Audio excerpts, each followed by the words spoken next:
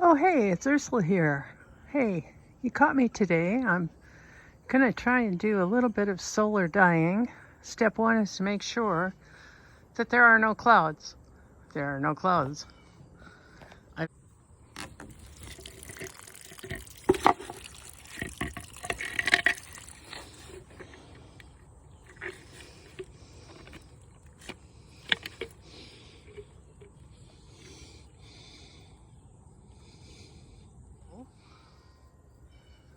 And today we're doing mini skeins in gradient colors. And I picked out 16 jars. And I've decided, since I don't really have a way of measuring, like with a graduated cylinder or an eyedropper or whatever, I decided that roughly it equated, what I had done before equated to a quarter teaspoon, a half teaspoon, a teaspoon, and 2 teaspoons. And that's as far as I'm going to take it. I'm not going to try and push a tablespoon. So that's what we're going to do. I'm going to, my fancy bottles here. I have black in this one. Sorry. I have black in this one and red in this one. And so what I'm going to do is a quarter teaspoon of black, half teaspoon black, 2 teaspoons black, and then down this way it's going to be a quarter teaspoon red, a half teaspoon red, a teaspoon red, 2 teaspoons of red, so that I get a gradient in basically a 4x4 matrix. And that's going to be fun. So I'm out here playing mad scientist. I've got my solar oven and a junky table and a place to sit and some old clothes. And I've been measuring water from the rain barrel up the hill. It's kind of full. We actually had a good rainstorm for a change. And so we're going to use some of that and see what we get today. Okay, I'm using a product called Greener Shades. And it's supposed to be non-metallic dye, better for the environment. And so it's what I can get. It's what I've got. And I learned the hard way doing the blues that pouring directly from a bottle into the teaspoons doesn't work. So what I'm going to be doing is pouring the red here into a jar and then dipping my teaspoons into it. That seems to work a lot better. I tried it out with the black and did not have any problems with it spilling over the top, which I had problems with the first time I tried this. Okay, I don't have any fancy video equipment, and I apologize for that.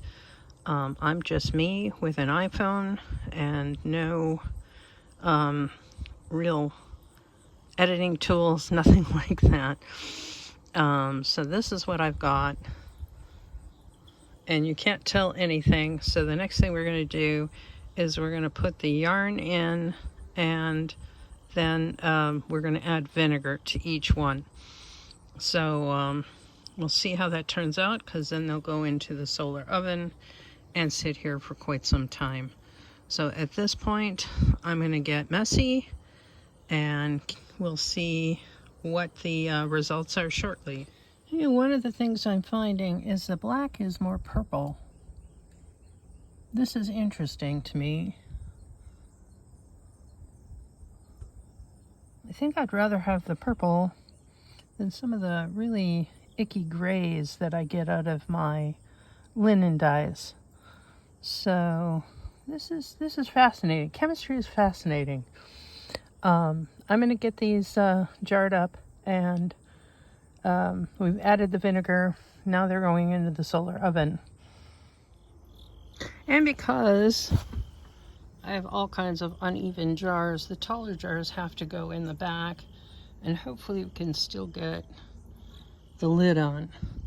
The benefit of doing 16 jars instead of 25 is I can get them all in one go rather than having to sit and do this all day long and worry about whether I'm going to lose sunshine. And yeah, I don't recommend everybody go out and buy a solar oven. They're expensive. This one I happened to get many, many years ago, and a lot of the solar oven companies have gone out of business. Just people age out. They close their businesses. It happens. But since I have this one, I'm going to use it. Double nested cardboard boxes with insulation in between, spray painted black on the inside works great too. You can just cover those up with a pane of glass. Doesn't need a solar reflector. This doesn't need to be high temperature. Matter of fact, if you live in a climate where it gets mighty hot out during the day, you can just do this early in the morning and leave them sit out in the sun. That works too.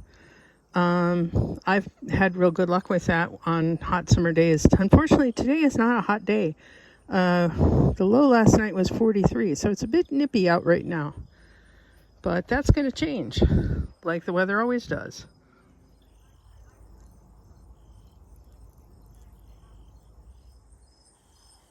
So you may be wondering, what's all going on here? What all is this? Well, what this is preparations for the fiber shows I have coming up. I don't monetize my channel. I don't pretend to be a how-to. I am just showing you what I am currently working on. And this is it. These tan skeins here are cotton that has been pre-mordanted in tannin. And later today, I want to get those started in an aluminum bath. And then I also have, I want to say that's I don't know what I have. Oh yeah, now I do. This down here is wool. It's sport weight. And I'm going to be dyeing that in onion skins. And then on the back side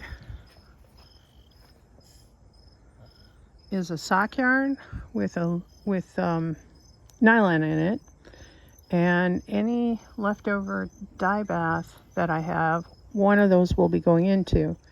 So I want to get one of those into the oregano bath I did last week, and one into that onion bath, and then the cotton is going into a madder dye bath eventually, and so one of those skeins will be going into the madder bath. The mordant will be treated slightly different. I don't have to do those in tannin. Tannin is because this is cotton. It's a cellulose fiber, and it doesn't like to take dye. Just doesn't. So we're going to convince it to hang on to some of the dye by doing this. Hopefully this will work.